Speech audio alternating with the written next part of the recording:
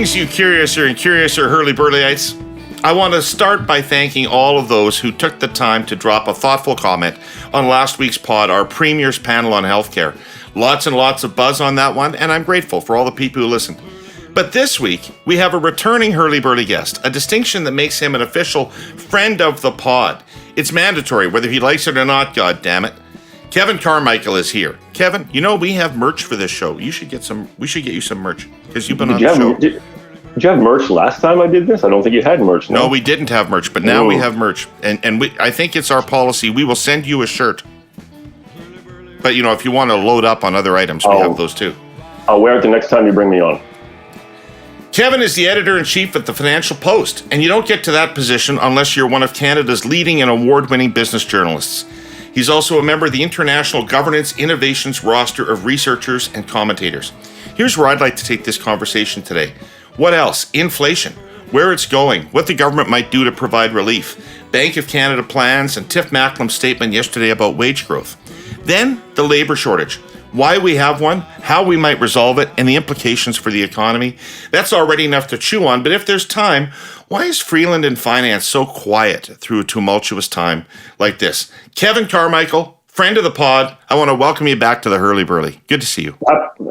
Thanks, David, and happy to be back. And definitely a friend of the pod. I'm just going to, off the top, I'll say what you're doing for the public discourse is fantastic. You're breaking news. You're, widening the parameters in which we're having a discussion. So thanks for everything you've been doing. It's great. Well, thank you. That's very, very thoughtful of you to say. But, I'm looking at us, and there's a lot of gray hair between the two of us. I'm wondering whether we're allowed to be on a podcast now with this amount of gray hair. Well, I guess it's a podcast, right? So if you kill the YouTube video, then people won't know we're a bunch of... That's right. Maybe have to go to audio only. It may have to happen anyway. I heard some of the air quotes people the other day saying, who gave Herle permission to get fat? And... Well, that's why I asked you to frame the shot just right? So hopefully no one can tell how I've bulked up over the pandemic. Well, I'm just grateful that our sponsor isn't Bell. Hey, how have you spent your summer? What have you been doing? What have I been doing? Unfortunately, but fortunately, I've been working hard, probably working too much for my own good. But no, the Financial Post went through a stage, I guess, of what economists might call churn over the end of last year, kind of depleted newsroom by the end of it. I took over at sort of the end of December. A big part of the job has been bringing people in, getting some young reporters with a ton of potential, sort of trained up, getting used to doing what we're going to try to be doing over the next few years. So exciting work, hard work, kind of exhausting. Hasn't left a lot of time for a vacation. But I think the last time I talked to you, David, it was actually from France, from the French Alps, and we'll be heading there in about a week. So the horizon looks bright. Excellent. Hey, when you're running a newsroom with fewer resources than you used to have, how do you do it? Do you prioritize what kind of issues you're going to cover? Do you shrink the scope of what you cover, or does it just get a little thinner in terms of its coverage? Or what kind of plan do you have for that? So I guess, look, we could spend an hour talking about it, but no, you absolutely have to make more decisions.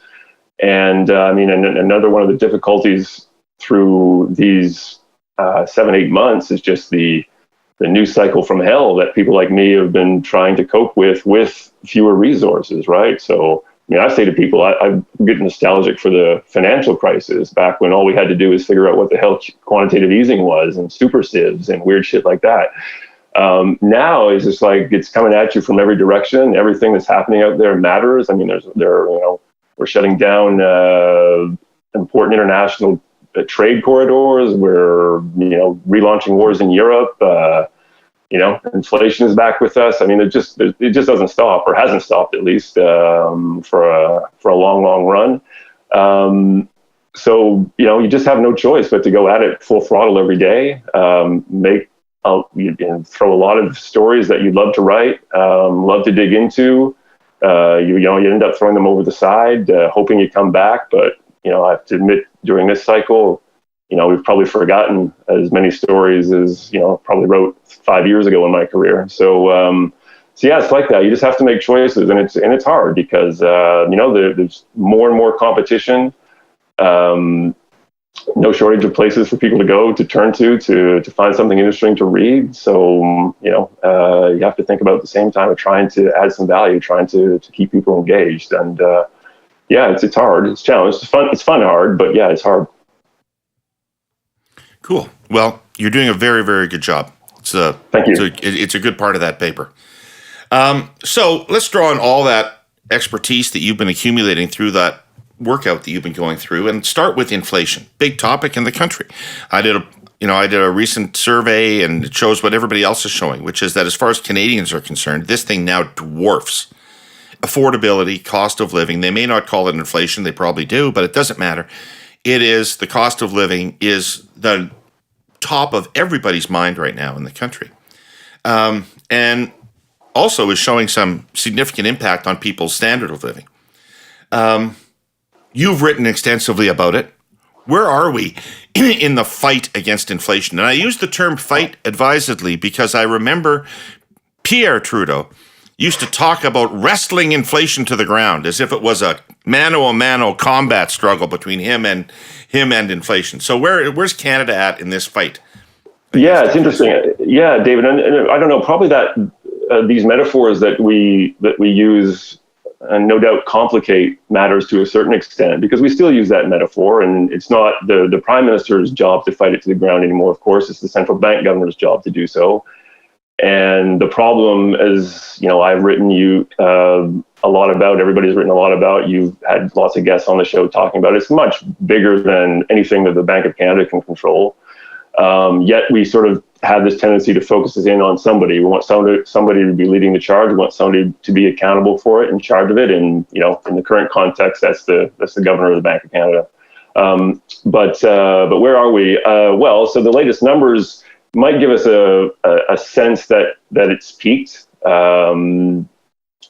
were running ahead of 8% in June. Those numbers came back to, I guess, 7.5%, 7.6%. So, I guess that's a small reason for relief, but we're still a long, long way from where we need to go.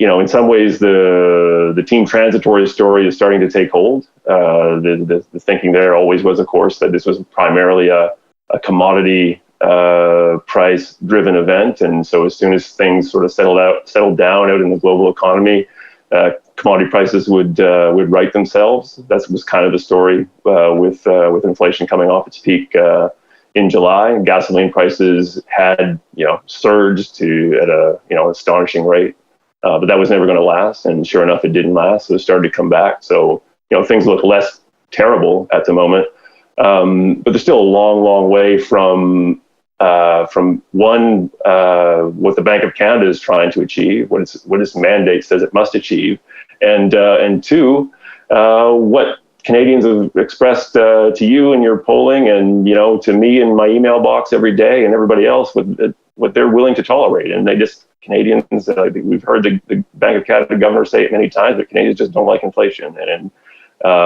we've got a lot of it right now. I guess the wild card, the scary part of this is the extent to which inflation may have become entrenched in the duration of the time that we have been having this fight. To go back to that metaphor, we can see that people are starting to bake it into their price expectations, bake it into what they expect to receive in return from, whether it's their employer or whether, if you're a business, whether what you want to get for whatever you're selling.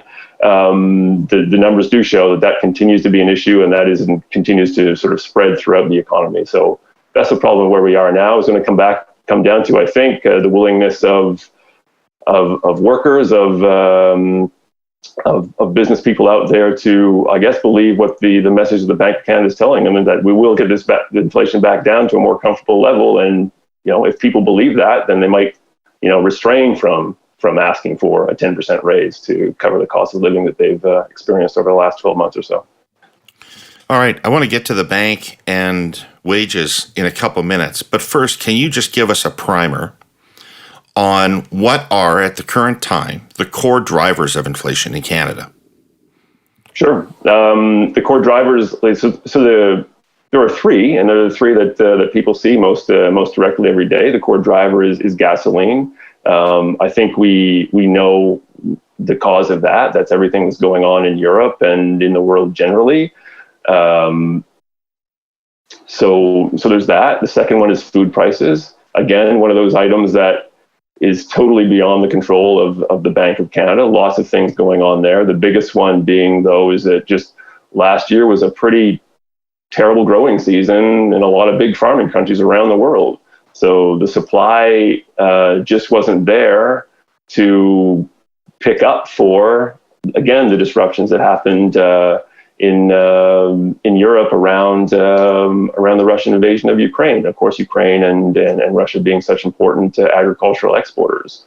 The other main piece in Canada, of course, is housing, but that's probably the most interest rate sensitive a corner of the economy. So just as the housing boom sort of led the recovery out of the COVID crisis, it's now leading us back to something that's hopefully more sustainable, maybe something like a recession, we'll see. But prices are really coming off in the housing market quickly, and that's starting to trickle through the economy more widely. So that's starting to take some of the heat out of inflation. So those are the three drivers. And I guess the other thing, like a lot of your listeners will probably have heard ad nauseum the axiom about how inflation is driven by too much money chasing too few goods. I mean, there's obviously some of that, and I guess that's the other piece, is that we've got to, despite how shitty it feels for a lot of people, given what's going on in inflation,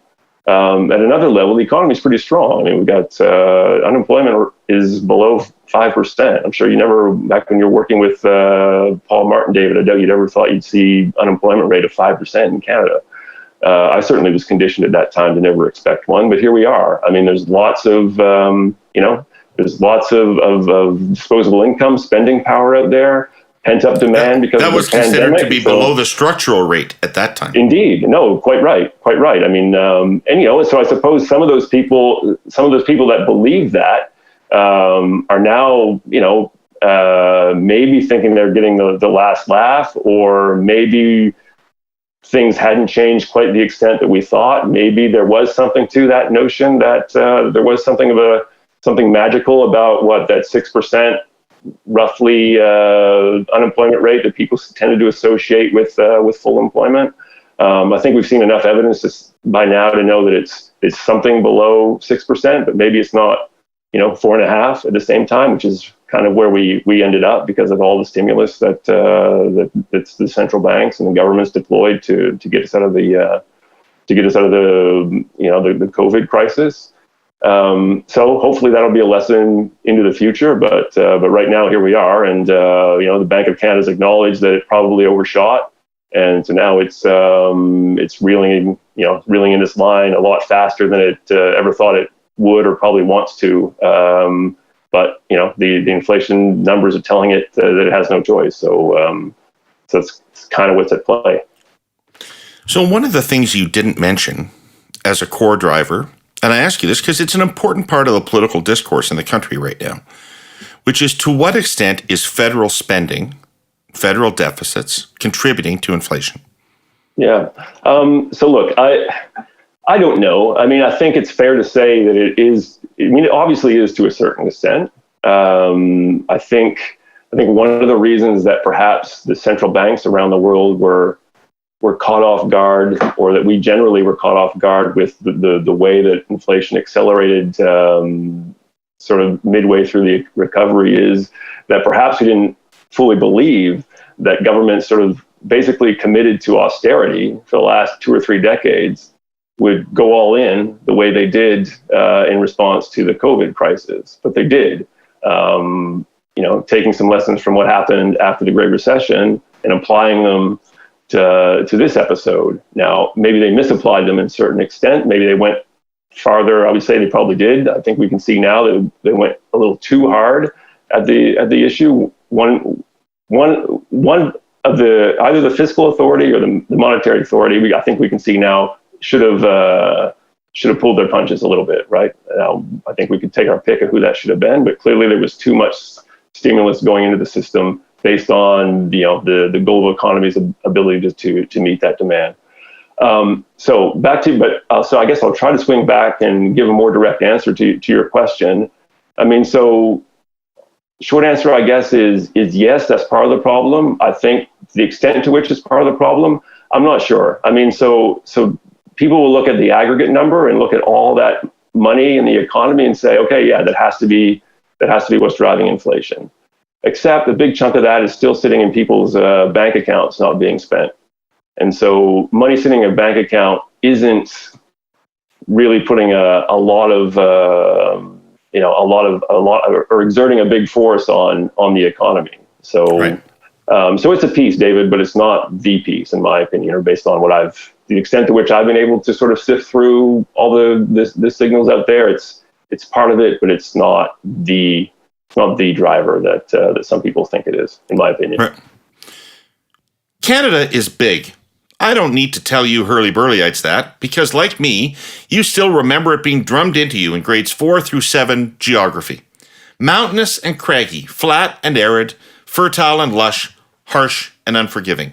Diverse is the word, with much of our population crammed into a long nationwide ribbon of urban communities within 100 kilometers of the U.S. border. But this is an ad from your presenting sponsor, TELUS, you're now realizing. And you've been talking about spectrum policy for weeks now. What does this have to do with spectrum policy? Well, thanks for asking. Only everything. Canada's rural, remote, and Indigenous communities rely heavily on spectrum. That is wireless, high-speed connectivity, because running fiber optic cables to every single premises just isn't feasible over massive distances and unforgiving terrain. Remember, the goal of our social policy in the digital space is that every Canadian should have equal access to high-speed connectivity no matter where they live. TELUS is already the leader in connecting rural communities, but they're here to tell you that we need to look at the evidence of whether current government policies are leading to those social outcomes, like rural connectivity, because there's still a lot of work to do. Here's the rub. Right now, the way the government auctions available spectrum makes the stuff less accessible and more costly than any other international country. 15 times more expensive than the UK, Germany, and France. 3 times the record-breaking prices paid in the US. That's like putting an enormous tax on something that's already expensive to build. It slows the process tremendously. And it's a clear disconnect in practical terms from the social objective the government is trying to achieve. Herle Burly-ites, the evidence is really clear that there's an overwhelming number of benchmark countries around the world who are getting spectrum auctioning done in ways that are far cheaper and far faster. And as a result of that head start, they're wiping the floor with us in the innovation economy. I'll start telling those stories next week. So the feds face significant spending pressures, as they always do, but right now some of them are quite acute. There's tremendous political pressure for some way to redress the impact of inflation on people's pocketbooks. There's the ongoing demand from the provinces for increased healthcare transfers. There's the incoming dental care plan. Should the federal government, does it have scope to respond to those pressures, or does it need to really batten down the hatches right now? How to answer that? I mean, it's like, I wish there was, so back in the 90s, there'd be an easy answer to that, wouldn't there? It'd be like, let's batten down the hatches. But we could batten down the hatches because we thought basically everything was sorted, right? We didn't have to worry about climate change. We didn't have to, try to, win a piece, or didn't feel like we had to try to win a piece of this sort of industrial shift to electric vehicles from gasoline-powered vehicles. Real opportunity for Canada there. We can talk about, or everybody can just generally debate whether that's the right thing to do, but it's certainly an opportunity in which Canada can participate, but you're going to have to spend some money to participate in that shift. So lots of big things like that happening in the backdrop that weren't happening back in the 90s. So So whether the government should pull back makes it a more complicated, nuanced question. So in some ways, no, the government can't pull back, because I think we've seen that, there's reason, or there's value in deploying public resources to act as a catalyst to make sure that we are in a position to take advantage of some of these shifts, or we don't get left behind by some of these shifts that are taking force. Now, second part of my answer, though, is all the issues I raised, though, were consumption issues, not investment issues. Well, that's it, right? So this. I guess I sort of maybe I should have left my first part of my answer to the last, because that's ultimately what we have to do here, is sort of parse all these things. I think there's a fair criticism of the current government's approach to this, where there's like throwing money at every problem, and there's some money they're throwing at the investment issue, but they're throwing it at consumption and in every which direction. And I think there are two problems with that, in as far as I can tell. One is that I think there is a good argument that whether we were right back in the 90s in thinking that we needed to have surpluses all the time to maintain confidence in the economy, et cetera, like maybe we got carried away with that notion. Maybe you could get away with running some small deficits, and the world wasn't going to end. But at the same time, I think what we've also learned, right, that one of the advantages, perhaps the only advantage that Canada had going into these various crises over the last couple of years, and that we did have the fiscal capacity to address them. But so we had what I would argue was a pretty sort of fragile economy in place, but at least the one piece that wasn't fragile, at least over the last couple of decades, was the country's fiscal capacity to address them. We've now deployed or used up much, if not all, of that fiscal capacity. And I'm sure others could argue that we've overdone it.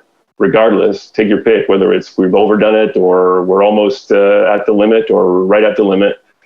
The fact is, it's time to probably restore some of that capacity, so we're ready for the next episode, which I think we can now agree could come at any moment. So I think there is a good argument just on that sort of macro level to pull back, however we do it. And the other reason to pull back is I just don't have any faith in Ottawa's capacity here in 2022 to make all the decisions in a timely manner necessary to do the things we need to do. Like, I think, I'd frankly be okay if the government was spending the way it's spending, if I had confidence that money was being spent well, that was actually reaching people and making their lives better. Or if all the money devoted to innovation was actually the COVID money did, right? Do. In fairness, wouldn't you agree? Mm-hmm. I mean, CERB is a success at what it intended to do. It inevitably has some excesses, and people got it who didn't need it, whatever. But fundamentally, it saved the Canadian economy and saved a lot of Canadians from ruin, didn't it?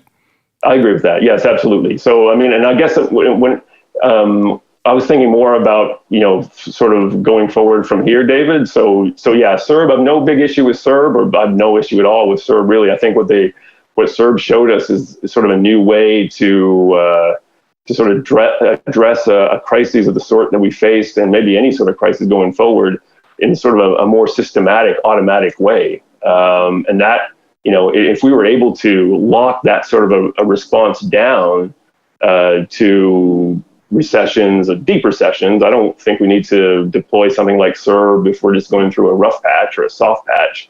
But we have got a deep sort of, when you're looking at deflation or depression, if you could, trigger something like CERB, that takes a hell of a lot of pressure off the Bank of Canada.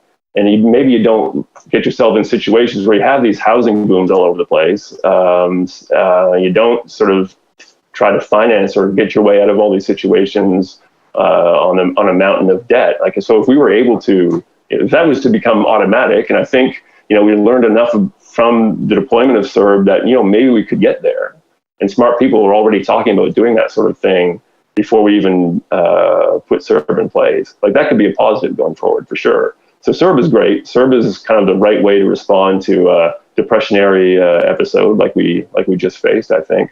But I guess I'm thinking, David, like going forward, so like post-CERB, Freeland's sort of infamous 750-page budget, those kinds of things, where we're just kind of, now we're like, yeah, money's cheap, and we got over our notion that balanced budgets were like a third rail that you couldn't violate. Well, we've learned that we can violate them and we can win elections again. So let's go all in again. I don't think we want to get back there. I don't think we want to go to back to that point. And then just to get back to sort of my sort of decision-making capacity of Ottawa.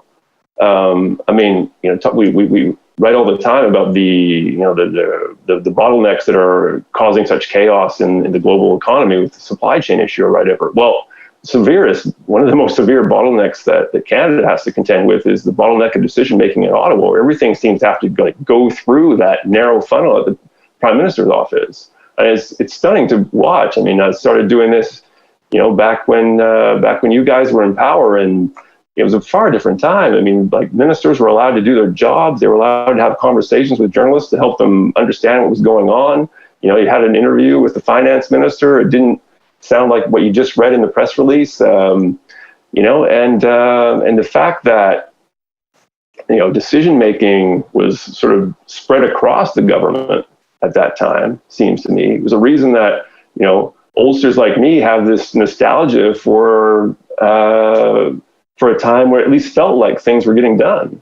And now I don't think anybody feels like anything is getting done, because in some ways it's not, because you have to wait for the Prime Minister and his advisors to decide how every decision is going to affect their attempts to maximize the 30% of the vote that they can now control in the country. I mean, it's no way to run a country, in my opinion. There's certainly no way to run an economy. Maybe it is a way to, I guess we've seen it's a way to get reelected, but it's not a great way to make the decisions, the crucial decisions, I think, that need to be made over the next few years. Yeah, giving ministers he had confidence in the scope to do their jobs was one of the really strong attributes of Chrétien's governing style. There's no question about that. It feels like it. Right? It feels like it to me. I mean, look, I was a naive kid back then, but it seemed to work well. Probably just a naive Gen Xer now, but what I observe doesn't work as far as I can see. I mean, look, I'm not in Ottawa every day. I'm not talking to people the way you are, but from where I sit, it doesn't look like it's a very effective way to govern. Right. I'm going to do a little explainer here on what it takes to move millions of tons of grain from Canada's rich prairie heartland to population centres across the continent and to ports in the east and west for shipment overseas. Canada's renowned crop is rebounding to normal levels after last year's drought, and moving it will be a pretty big job. Our sponsor, CN, is fundamental to that supply chain. CN has just produced its official grain plan for the year ahead. The railway reckons it will have about 13,500 hopper cars at its disposal. These are the specialized cars with sloping interiors. Grain is loaded through top hatches and unloaded by gravity through bottom outlets. CN is confident its hopper car fleet will be able to handle this year's grain shipments, and it's spending money to expand capacity further, acquiring hundreds of new high-efficiency units. Trains also need locomotives. Again, CN's assessment is that its fleet is up to the job this year, and it's buying more. It recently acquired 57 new high-horsepower locomotives and is taking steps to improve fleet efficiency. But CN's most crucial asset is its railroaders. It needs more of them, particularly train conductors and engineers. Conductors are vital to a train's operation, and they require months of specialized training. Canada has the lowest unemployment rate in decades at the moment, though, and like every other sector of the economy, CN is dealing with a labor shortage. Since the end of 2021, the railway has hired 850 people across its network, most of them conductors. And it's ramping up its recruitment efforts for those excellent jobs, offering signing and retention bonuses and working to expand the pool of potential candidates. Again, CN believes its workforce will be up to the job of moving Canada's grain this year. Further, it's working hard to expand its capability and capacity. The railway is one link in the supply chain, coping with market and climate forces beyond anyone's control. That said, it is committed to working with its customers to ensure Canada's grain is delivered safely and on time. Talk to me about why the bank is raising rates and why they're expected to continue to raise rates, when of all the things that you mentioned that were drivers, the only one that they have any impact on is housing. and they've already had it. So what is the point of continued increases in Canadian interest rates to address supply chain blockages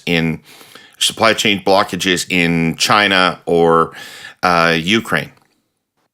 So two things. So one, it can get at that demand piece that we talked about. So the Bank of Canada has said, has calculated, and I think we can all accept just by watching what goes on around us day to day, that there is probably an excessive amount of demand in the economy right now, certainly more than supply can keep up with. So if we as a society dislike inflation to the extent that polling suggests we do, and the angry letters I receive suggest we do, then that means we have to restrain our demand until the suppliers have a chance to bring things back in balance. Now, so we're human beings. We're not really conditioned to do that on our own. So we need some outside influence to do that. And so we've learned over decades that, interest rates, since we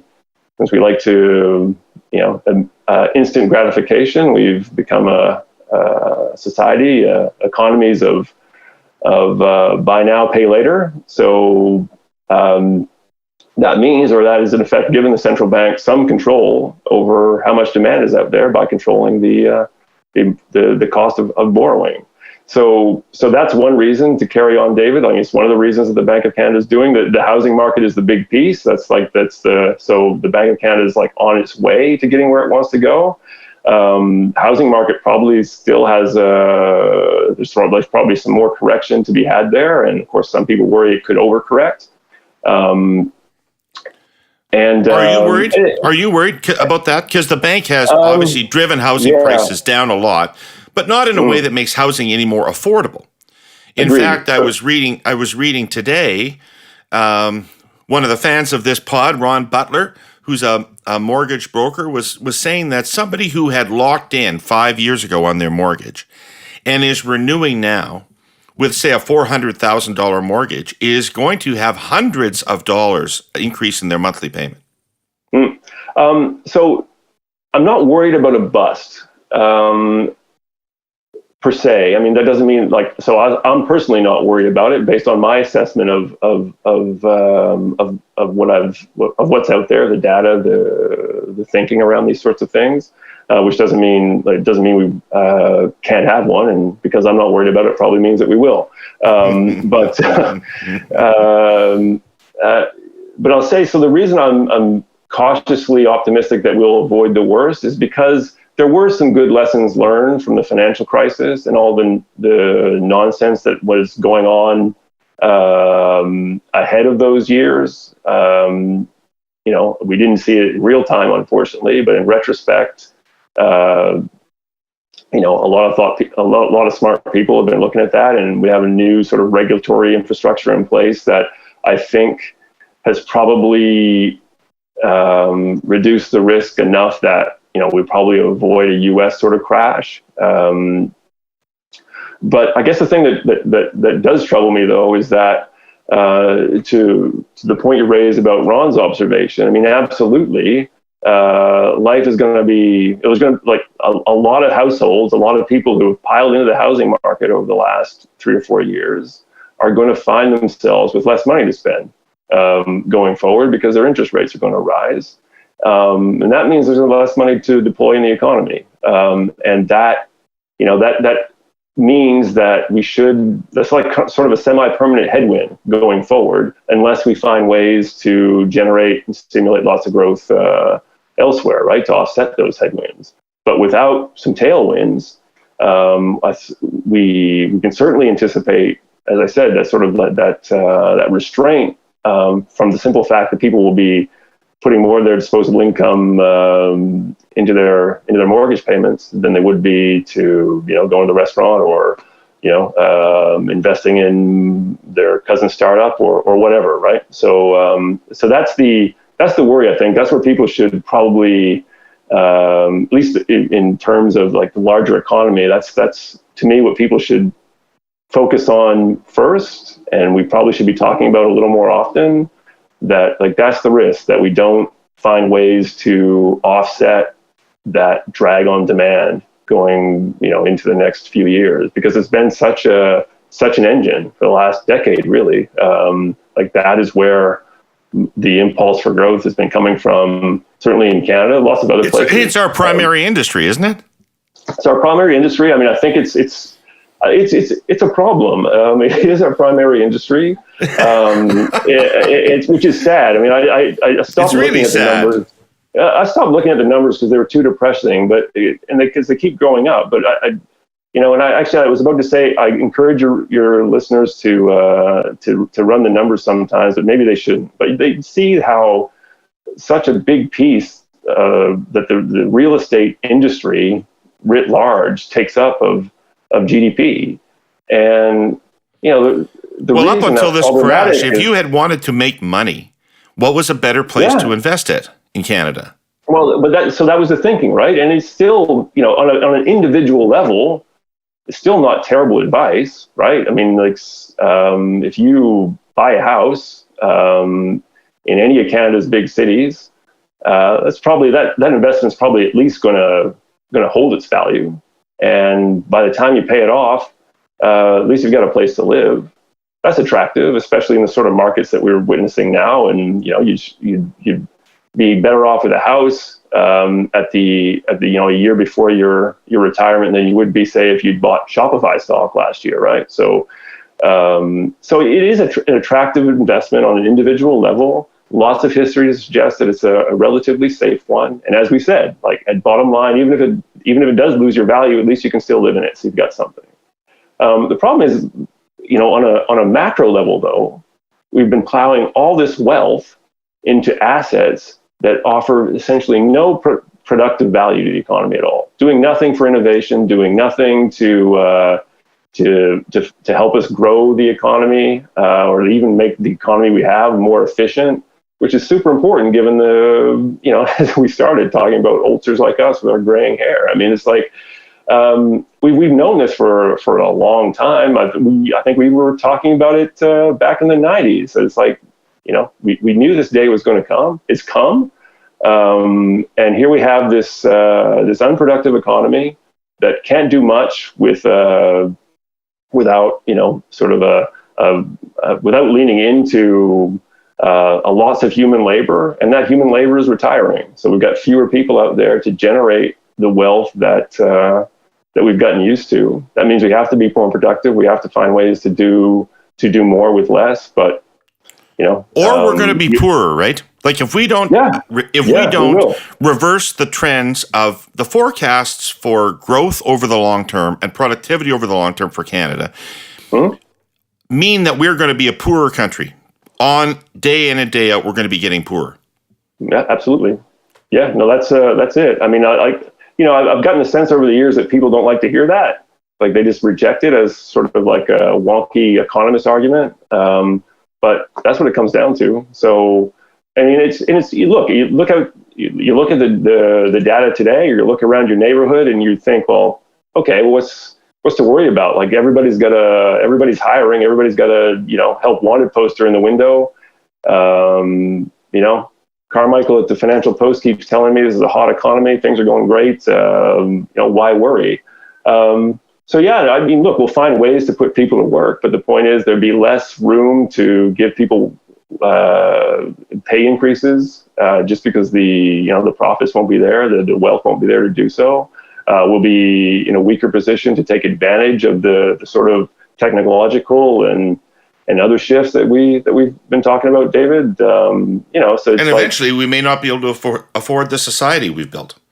That's right. And so I think and maybe for a minute we thought that we could finance our future, with the whole the whole thinking about how we could just run deficits forever and the new monetary crowd and all that. But I don't know. I think this inflation episode is going to kill whatever spark that might have been starting to catch flame there. I mean, people are not going to have confidence in any argument that you can basically, as long as you control your currency, you can finance as much as you want. I don't think people are going to buy that, even if it is technically true, even if you could pull it off. I just at the end of the day, the issue with that line of thinking is that it's very technocratic. So yeah, maybe you could do it. It doesn't make any sense. Well, that's it. It doesn't make any sense to you and me.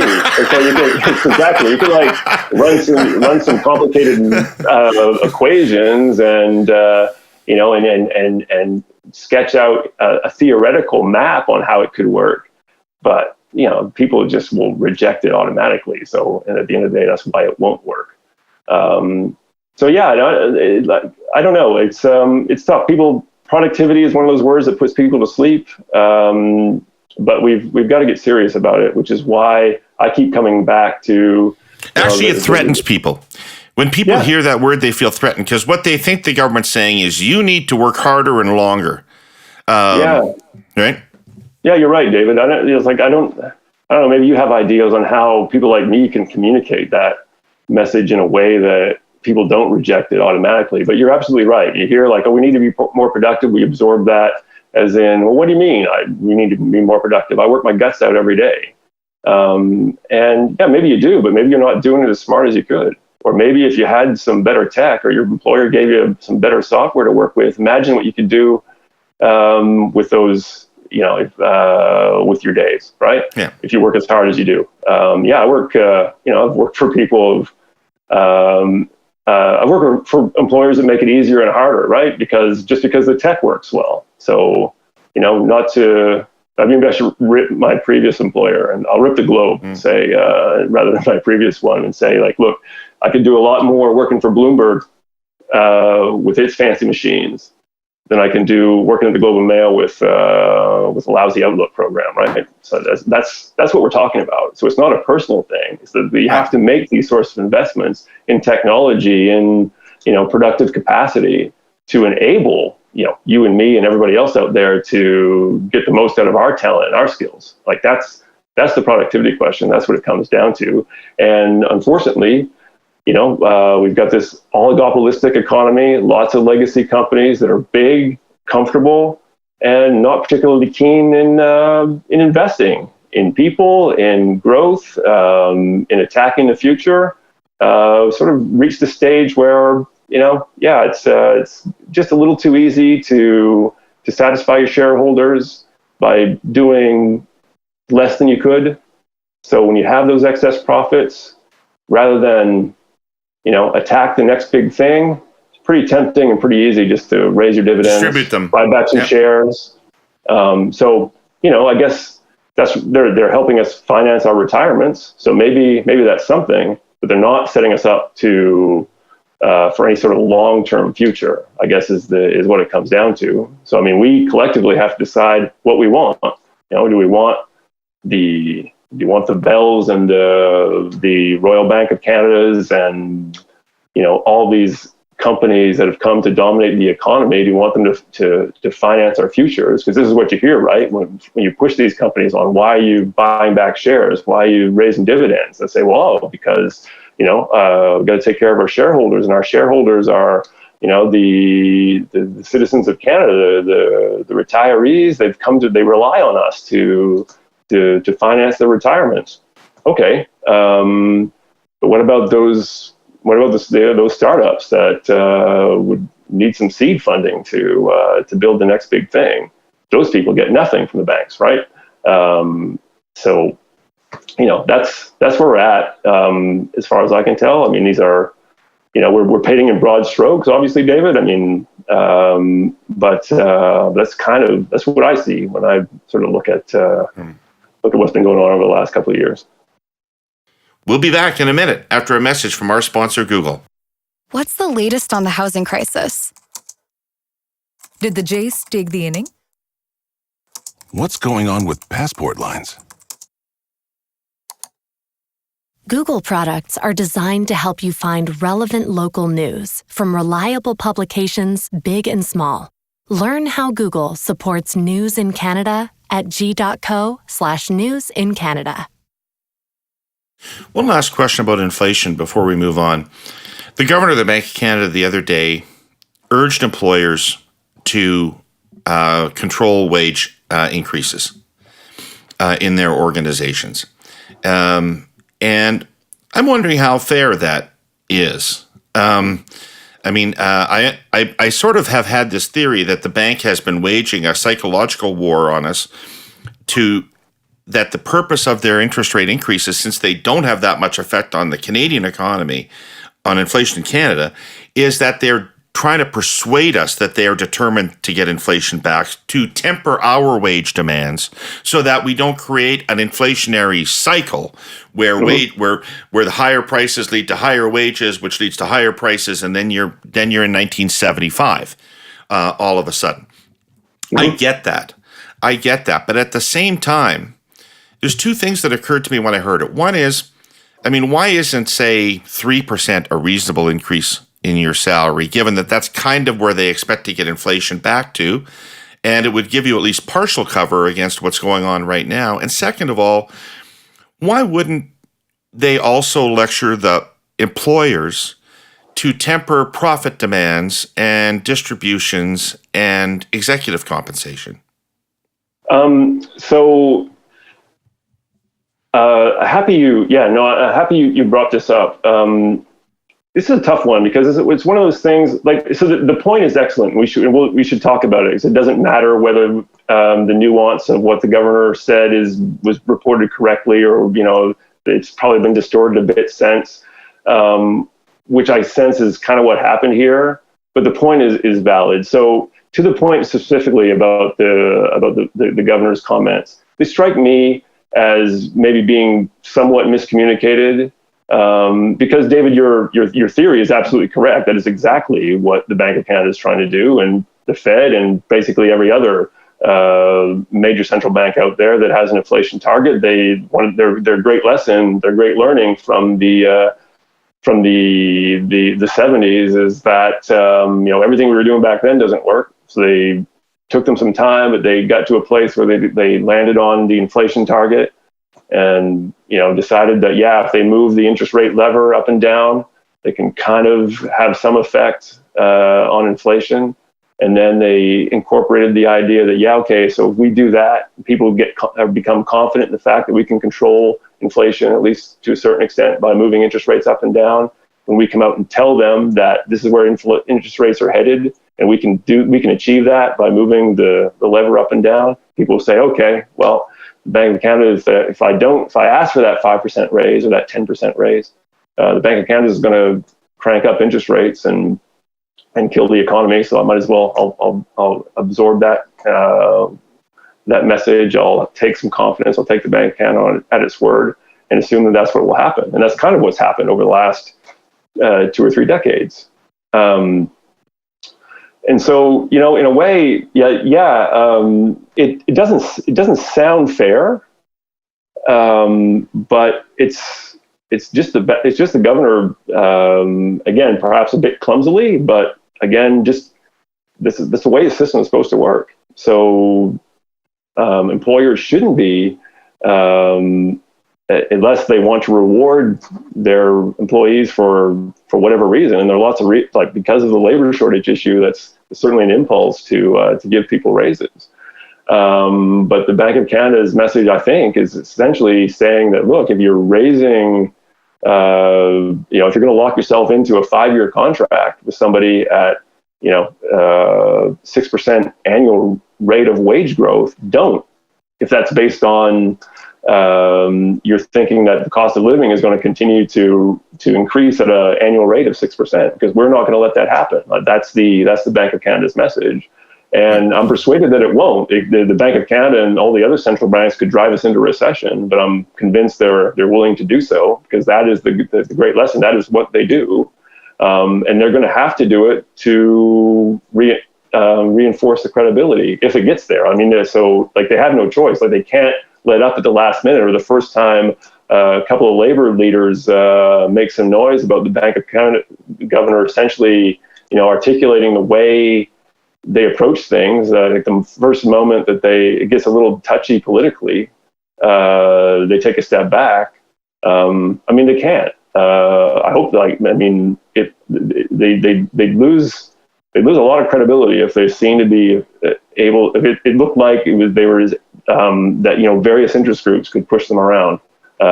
So I don't anticipate that they'll be moved by this interjection from labor. To your question, though, why don't they lecture big businesses on the other side? I think they would if they got the right question. So maybe you should try to get the governor on and ask him. Or the next chance I get, maybe I'll ask him. But the previous Bank of Canada governor has addressed this. He told and on repeated occasions that that we're in a new world now. This is before COVID. He's trying to get the message out there to the corporate elite that maybe you should lower your expectations on profit margins, because we're not in a world anymore where you can expect a 10% return on everything you do. You might be in a world now where you should only expect 5%. But 5% still profit, still work with that. So yeah, maybe. So I think it's this particular episode is like, it's just, the governor, it sounds like to me, was responding to a particular question. If that question had been framed differently, I would like to think that the governor would have addressed that question too. Would have taken it on and say, look, yeah, guys, shouldn't be raising prices. He could have say the question was about, what the grocers look like. They're just like letting the inflation pass all the way through. I'd like to think that I don't see Loblaw or Galen Weston doing anything to ease the cost of living crisis for Canadians. So that makes me wonder why their employees should have to. Yeah, no, it's fair enough. And I think, so again, so the question framed differently, I might have been the governor saying, yeah, look, like if businesses are passing all this inflation all the way through, assuming that the prices are going to stay high, well, maybe they shouldn't either, because we're going to bring it down. And yeah, an addendum or a second piece of that question could be, David, and now I guess I'm pretending I'm Tiff Macklem, and I have no idea if Tiff Macklem would in fact go this far, but I think you could easily say, applying your logic, that if you continue to let all this inflation pass through, you're going to kill your clients, you're going to kill your customers' ability to buy your stuff. So maybe you're bigger, stronger, and got the profit margins that these households don't. Maybe you should eat a bit of that inflation for 6 months or 9 months or a year, because we're bringing it back down. So you won't have to worry about it a year out. But you're right. I don't know. Yeah, they feel like we talked about the grocers last time it was on 2 years ago, and that story hasn't really changed. I mean, they're taking full advantage of their market power to carry on doing whatever the hell they want to do, which in this case is take the food inflation, the price inflation, and just like send it all the way through to their customers, which is, I think, probably a bit of a surprise to people. Maybe in retrospect it shouldn't have been, but there were some arguments, there were some suggestions at the start of this that the consolidation that we've seen in industry in Canada and the US, really is a phenomenon everywhere. But that consolidation does at least leave us with some big, stable, rich companies that could, the argument went, absorb some of that inflation, if only to protect market share from encroachment from the Amazons or whoever else out there, or never mind their own competitor next door. But that didn't happen. At least it didn't happen in Canada. We've not seen any evidence of that taking place in certainly in the grocery space. I don't think we see much of it going on in telecommunications or everywhere else. The oligopolists carried on doing what they do. Yeah. All right, enough of that. Let's quickly, because my God, we had a very rich conversation about inflation there. Let's talk quickly about this labor shortage, because I don't understand it, and I was hoping you could explain it to me. It seems that so many sectors of the Canadian economy, from healthcare to construction, now have severe labor shortages. How did we get to that point? Where did we go from high unemployment to labor shortages? So I think two things happened. One happened during the recession. The other probably happened back when you and I were growing up. So the most immediate thing that happened is that the pandemic shut everything down for 6 months or however long, and gave everybody a chance to think about what was going on in their lives. And I think the jobs, I think that the shortages that are most acute, these shortages that most of us hear most about seem to me to be in nursing and trucking. And those are two pressure points, very important pieces of sort of our day-to-day functioning of the economy, but not particularly great professions. Nursing, certainly until now, you're starting to see some evidence that, just out of desperation, it seems like the health system is paying nurses something closer to what they probably deserved for a long, long time. You assume the same sort of thing is going on in trucking, given the acute shortage there and all the problems that's causing. But that's only happening now. That's catch up. So think of yourself, if you're a trucker or you're a nurse, or if you're in any of these professions with acute labor shortages, where frankly the quality of work isn't so great and the pay is kind of shitty, and suddenly you're sitting at home, nothing to do. Google's showing you how it can train you up to be a coder in 3 months, and that seems to be where the future is. That's where the economy is headed. Maybe if you bother to do the math, you'd learn that maybe you don't make more money than you do as a coder than you would as a bartender or nurse or whatever. But you think at least that's a more stable line of employment. At least I can know when I'm going to punch the clock in the morning and get out at night. And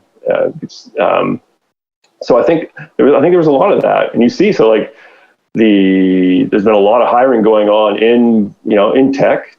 And I think, and there weren't sort of unemployed people sitting around to take those jobs. They've been robbing from other places in the economy, and as a result, there's fewer people around to do that sort of work. Now, the other thing, of course, is that the supply in some of these, the supply of labor in a lot of these industries was already a problem. Like I've been hearing about shortages of truck drivers for as long as I've been paying attention. Nursing too, the same sort of thing. Maybe not the extreme sort of shortages, but you've heard forever anecdotes about how tough it was to work in that industry. We all, if we haven't worked in bars, David, we certainly visited enough of them, so we know that that's not necessarily the best job out there. So anyway, we just didn't line up. We just have a lot of people ready to work in these jobs. And that goes back to what I was thinking about. I think about as I was growing up, I wasn't being encouraged to become a truck driver or a nurse, right? I wasn't being encouraged to go get a college degree and go be a reporter. I grew up on a farm in rural New Brunswick. Lots of farmers and truck drivers from my community. And I might have been inclined to do one of those two things back when I was 18, but there's certainly nobody around me saying that would have been a good thing to do. That would have put me on a good path.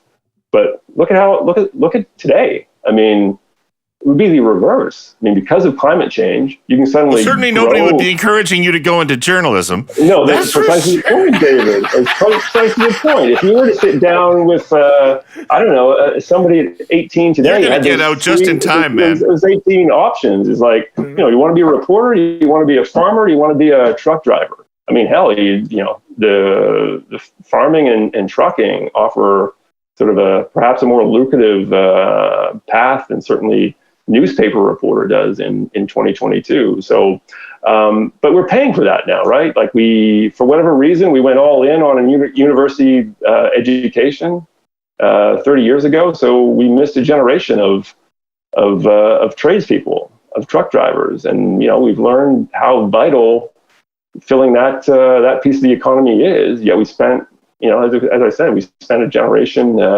telling people that was a dumb thing to do. So they're actually good jobs because they're most of them are completely immune to the pressures of globalization, unlike other jobs.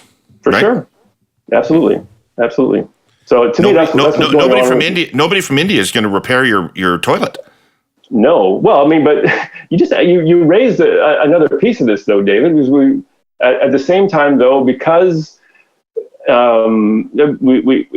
we've gotten better now, obviously, and certainly it's maybe one of the more effective economic policies that the Trudeau government has put in place with it's sort of liberal approach to immigration, but it needs it. We need those people. So let me ask you this question right now. I want to put you on the spot. Go for it. I want to put you on the spot. I'm going to say something because I don't understand why we don't let the laws of supply and demand apply to labor in this country. Because whenever labor gets the upper hand, like it has right now, right, we flood the zone with foreign workers to lower wages. We rig the game. We rig the capitalist game against labor that way. I'm going to ask you this. In Canada, we are constantly told that immigration is a core value of this country, and we do it because we're Canadians and we believe in all these principles about diversity. How much of our immigration policy is really driven by a business demand for an ongoing supply of cheap labor? I guess I don't buy it. Is it possible? Sure, of course it is. Of course it is. I mean, probably, to a certain extent, labor is on strong grounds to push back against any suggestion like that of the Bank of Canada that, there should be any sort of restraint on wage increases, because basically the system we built, the system we embraced, sort of through, this phase of globalization has put downward pressure on wages. I mean, the labor share of GDP has been declining up until now, since like the 70s. So yeah, and Canada is certainly bad, or Canadian business is certainly bad writ large when it comes to its unwillingness to share the pie with labor. That's a thing that exists. Now, I don't know though if the immigration piece applies quite as smoothly as you set it up, David, and that's because, and maybe I'm speaking from my own sort of rural farming background, but I go back there. I was back to visit my family just a couple of weeks ago, and drove by a field of cauliflower. So two things about that. Like, one, I've known cauliflowers growing in my part of the world 30 years ago. So that's like positive innovation. That's a farmer like trying to do some interesting things in that part of the world, presumably generating some wealth that will be spread around that part of New Brunswick. But when I was growing up, really, really, really hard to find Canadians, people who grew up there, who want to go out and do that kind of work. And sure as hell not going to be anybody, or certainly not many people, who are going to be keen at any to go price? out and chop a bunch of cauliflower heads. At any price? All right, David. I mean, how much are you willing to pay for cauliflower? I mean, we freaked out. A few weeks or a few years ago, there was like some sort of, like, before inflation got real, we were like in a panic that cauliflower prices surged to whatever, $5 a head or whatever it was.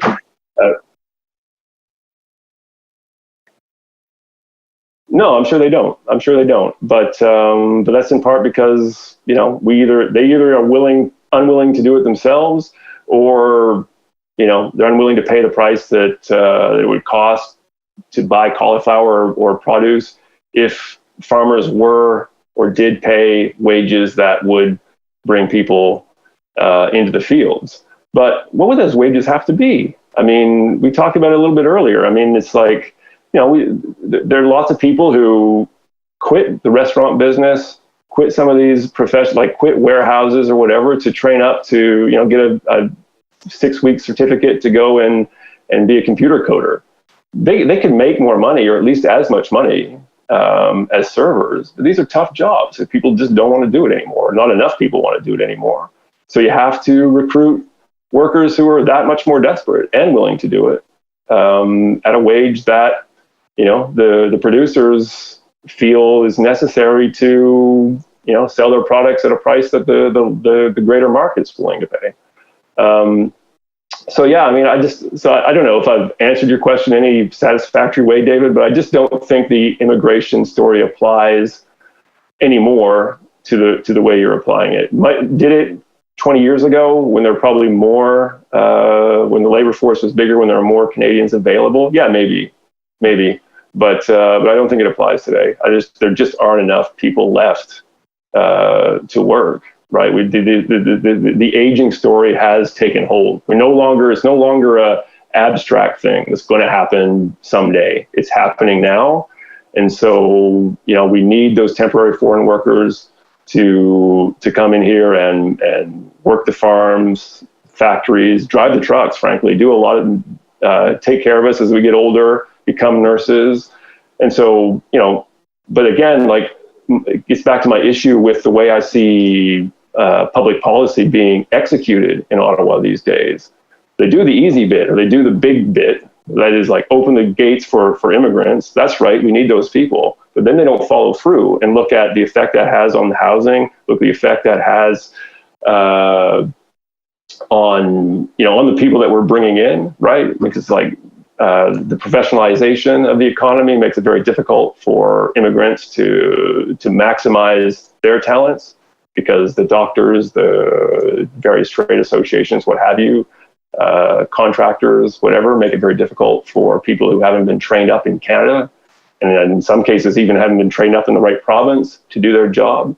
That's the kind of stuff that needs to be broken down and rebuilt at the same time that you execute the big piece. So, Team Trudeau's great at the big piece, great at spending the money, great at even sort of setting up the right sorts of policies. Very bad in my observation at follow through and execution. While we're talking about them, we are in what most Canadians would describe as an economic crisis right now, with inflation and other things going on. And I find the Minister of Finance extremely silent through this whole period.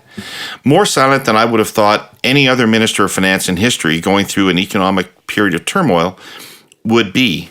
Why do you think that is? What's going on at Finance? I won't answer the question that way, because I don't know. I don't know what's going on at Finance. I don't, so anything I say would be some combination of assumption, speculation. That's my whole business. Yeah. But this is part of the problem, right? Is that it gets to some of the things we've been talking about. One of the reasons that, we're forced to assume and speculate is because there's so little transparency around what these guys do. Right? They have this sort of fake transparency in a way, right? These, like, they're out there. The ministers are running around all over the place. So they're not telling us anything. They're not actually communicating with the broader public. They're just running around, sort of restating stuff. They're popping out in press releases. The communication is severely inauthentic, very, very message focused. So you don't know. You don't know what they're doing. You don't know what's behind all their decisions. So that's part of it. So that's why I don't know. Chrystia Freeland is maybe the first Canadian finance minister, since 2000 who I haven't interviewed. One of the reasons I haven't interviewed her is because I don't feel compelled to interview her. The Trudeau Why? government. She's an incredibly smart, deeply experienced and knowledgeable person. Well, this is what I hear, and I have every reason to think that. Although, knowing something about journalists, I have to be somewhat skeptical about how smart they are. But I hear that Chrystia Freeland's very smart and an exceptional journalist, and so maybe an exception to the rule. But she hasn't shown us, right? She hasn't shown us how smart she is very often. There's the 2 or 3 speeches she's given over her tenure, I find, pretty good, interesting. Those budgets, though, there are interesting things in there, but they don't look like anything that have benefited from, like, sort of a thorough sort of narrative or a thorough sort of thinking through of what they're trying to achieve. Unlike the budgets I associate with Paul Martin, for example, like, those were budgets that you understood what the government was trying to achieve. You could disagree with it, of course, but at least you understood what they were trying to do.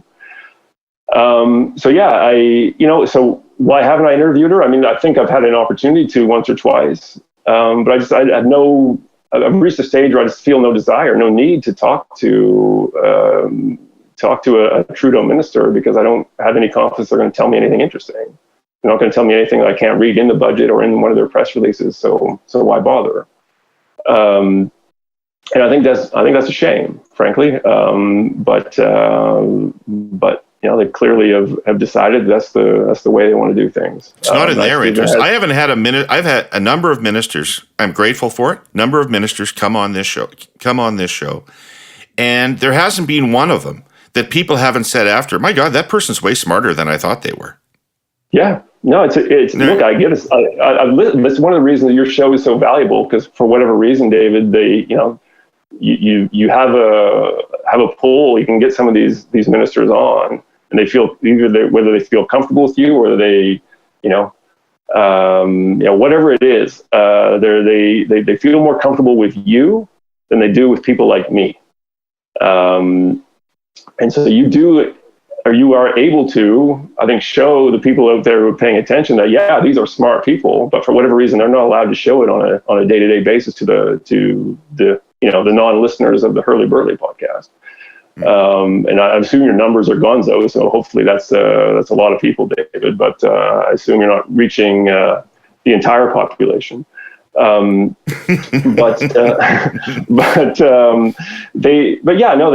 this. So with the exception of the Herle Burly, yeah, you can't get an authentic comment of any sort out of a Trudeau minister. And I've tried.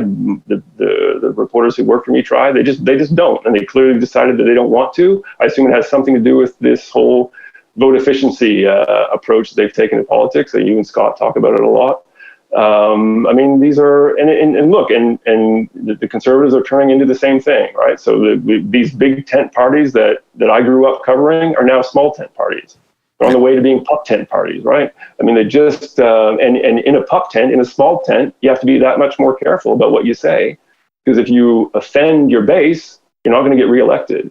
Well, back in the day, you could offend one part of your base and assume that the other two or three parts would still carry you to the finish line. Yeah. But if you concentrate your vote on a certain demographic, like the Conservatives and the Liberals appear to be doing, then you've got no room to maneuver. You've got no room for error. And I think that has to be playing into why we're so incapable of making some of the decisions we need to make, because they're big decisions. People are going to be unhappy with the result. But there's no capacity. There's no cushion in the political system to annoy, to piss off a certain segment of the voting population that you feel you need, that you've calculated you need to get through the next election. Yeah, that's really insightful, Kevin. I'm going to end this interview by putting you on the spot one last time with a prediction that you will be held accountable for on your next appearance on the Herle Burly, which is recession, no recession. Does it matter, David? Does it matter if we have a recession or not? Interesting. And here's what I mean by that. I think we get too hung up on whether the GDP is going to decrease by 0.5% for 2 quarters in a row, or is it going to grow for 5.5% for the rest of the year? Okay, but not technically. But are we going to go into a downturn or a slowdown that people are going to feel? Yeah, no. The reason I responded that way is just something I've been thinking about, sort of as a top of mind thing. You're right. In the end, it probably doesn't matter. The point of the question is, are we heading for another rough patch or not? I'm going to say no. Like there's enough.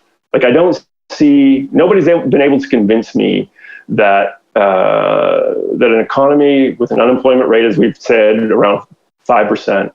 With this tremendous amount of labor shortage behind it, that economy as an economy based on resources, commodities, the way ours is, will not benefit or continue to get a tailwind from commodity prices. I mean, even if the commodity prices start to come off their peaks of the last year or so, the floor has been raised, and we know why the floor has been raised. There's like huge shifts going on in the world that are going to put sort of going to reset, I think, the bottom, at least for commodity prices. Canadians are going to benefit from that.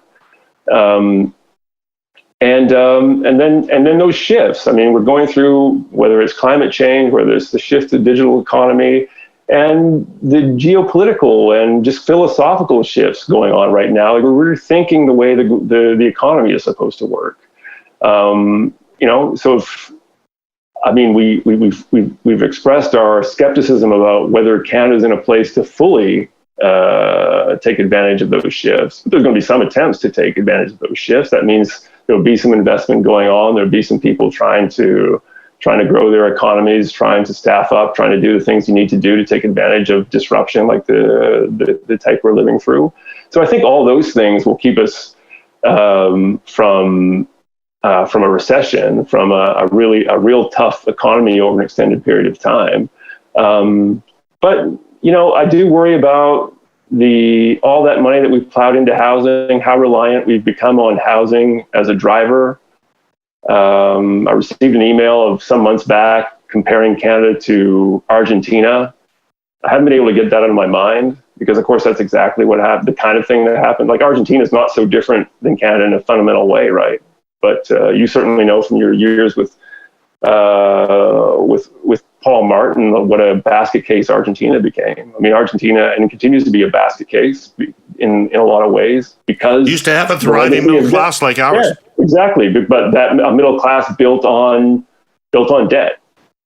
Perhaps in the case of Argentina, it built on sovereign debt that it plowed into society. But still, we do it a bit differently in Canada, where we let households build up that debt instead of the government. The point is, probably too much debt in Canada going forward has left us fragile and presents a headwind.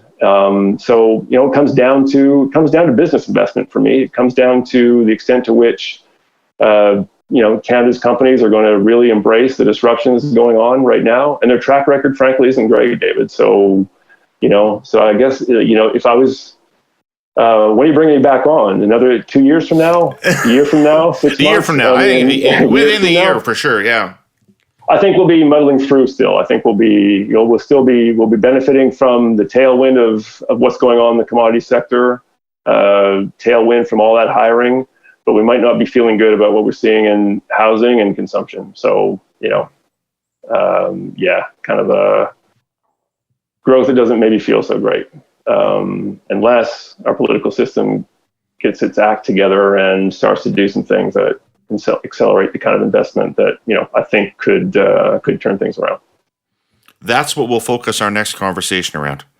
Thank you for giving us your time today. Such a thoughtful interview. I really learned a lot. I know everybody else will have learned a lot. It was really great, and I can't believe it's been 2 years since we've had you on. It will not be that long again, and the shirt is in the mail.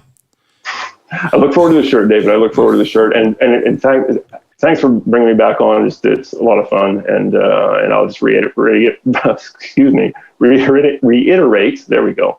That's why I write, David, and don't talk. I will reiterate the good stuff you're doing for debate in Canada. It's great stuff on the Herle Burly. Happy to be here. Thank you. We're trying. And the people that help us, I'd like to thank our presenting sponsor, TELUS, our sponsor, CN Rail, and our sponsor, Google. Everybody who listened today, thank you for tuning in or watching, whatever you do. And Kevin Carmichael from the Financial Post, Canada's leading business journalist. Thanks for being on. My pleasure, David. Thanks. Thanks.